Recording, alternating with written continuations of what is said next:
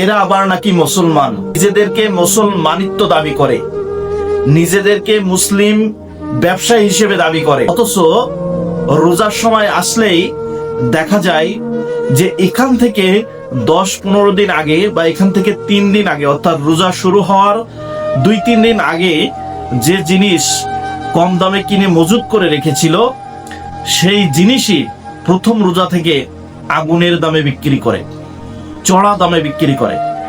এরা আবার নিজেদেরকে মুসলমানিত্ব দাবি করে, এরা আবার রোজাও রাখে, এরা আবার 5 ওয়াক্ত নামাজ পড়ে, তারাবি ঠিক মতো পড়ে, আবার ইফতারিও দেয় মসজিদে।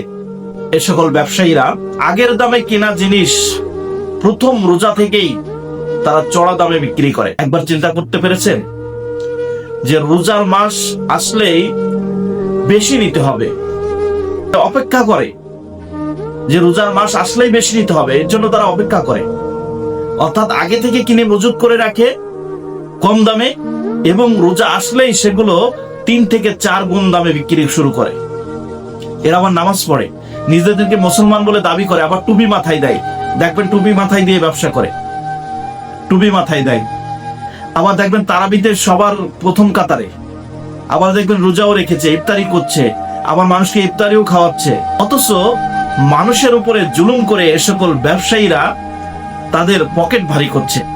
যে মুসলমান সে কখনো রোজার সময় এসে, অর্থাৎ যে মুসলমান ব্যবসায়ী সে কখনোই রোজার সময় এসে এসব নিত্য প্রয়োজনীয় জিনিসের দাম বাড়িয়ে দিতে পারে না, কখনোই পারে না। কারণ সে জানে যে আমার এই জিনিসটা 10 টাকায় কেনা, কেন আমি 100 টাকায় বিক্রি করছি। কারণ সে 10 টাকায় কিনে মজুত করে রেখেছে এই রোজার প্রথম দিন থেকে 100 টাকায় বিক্রি করবে বলে, 10 টাকার জিনিস। বলুন এরা কোন ধরনের মুসলমান? আবার নামাজ পড়ে, দান করে, ইফতারি দেয়, তারাবি পড়ে, আবার মাথায় টুপি দিয়ে ব্যবসা করে। চিন্তা করতে পেরেছেন কতটা ধোঁকাবাজি ধর্মের সাথে? চিন্তা করতে পেরেছেন ইসলামের সাথে কতটা ধোঁকাবাজি, ব্যবসার সাথে কতটা ধোঁকাবাজি? ব্যবসাকে ইসলাম হালাল করেছে, নবী করিম সাল্লাল্লাহু আলাইহি ওয়াসাল্লাম ব্যবসাকে পছন্দ করতেন।